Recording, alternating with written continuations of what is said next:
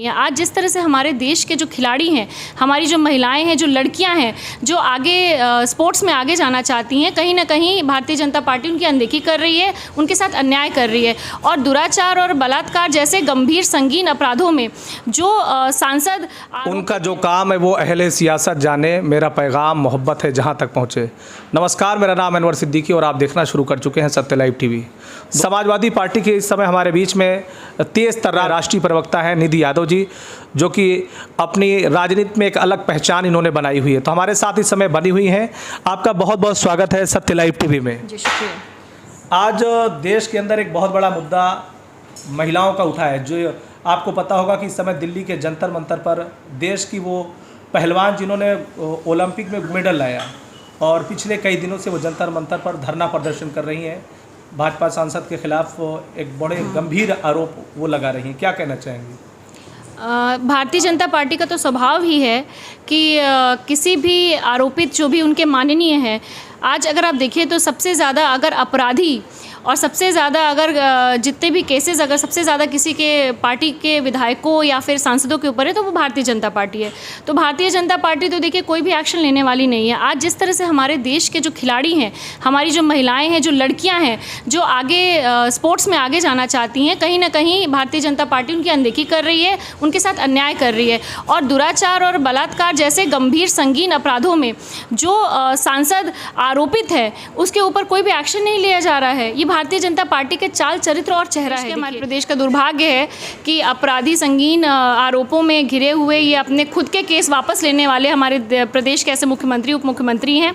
तो उनकी बातों को आप सिर्फ झूठ मानिए, क्योंकि भारतीय जनता पार्टी ने हमेशा झूठ, छलावा और दिखावे की राजनीति की है। लोगों को बहका के उन्होंने वोट लिया है और जनता आप समझ रही है। और 2024 का जो चुनाव है, लोकसभा का चुनाव, कहीं ना कहीं बहुत ही सहमी हुई है। आज देखिए कस्टोडियल डेथ्स में अगर सबसे ज़्यादा कोई नंबर 1 पर कोई प्रदेश है तो उत्तर प्रदेश है। महिला असुरक्षा में सबसे ज़्यादा ऊपर अगर कोई प्रदेश है तो उत्तर प्रदेश है। आखिर क्यों?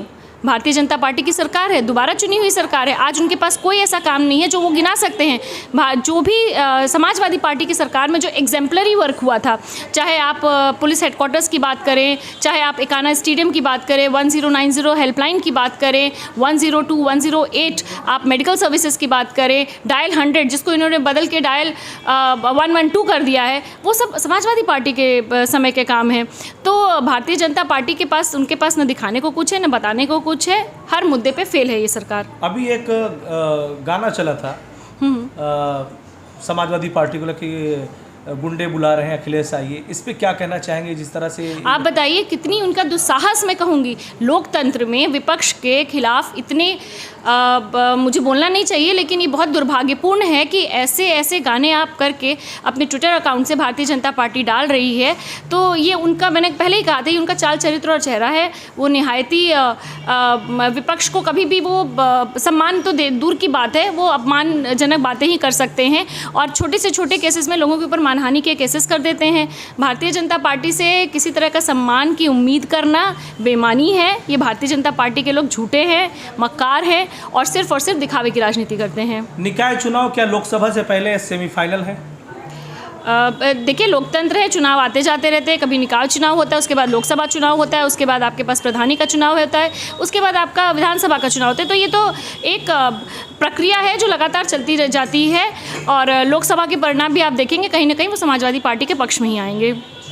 तो देखिए इस वक्त हमारे साथ में समाजवादी पार्टी के राष्ट्रीय प्रवक्ता निधि यादव जी थी और उन्होंने बेबाक अंदाज में भारतीय जनता पार्टी के ऊपर सीधा हमला बोला और उन्होंने बताया कि जिस तरह से भारतीय जनता पार्टी देश की महिला पहलवानों के साथ काम कर रही है, उससे ये साफ होता है कि उनका चाल चरित्र और चेहरा यही है।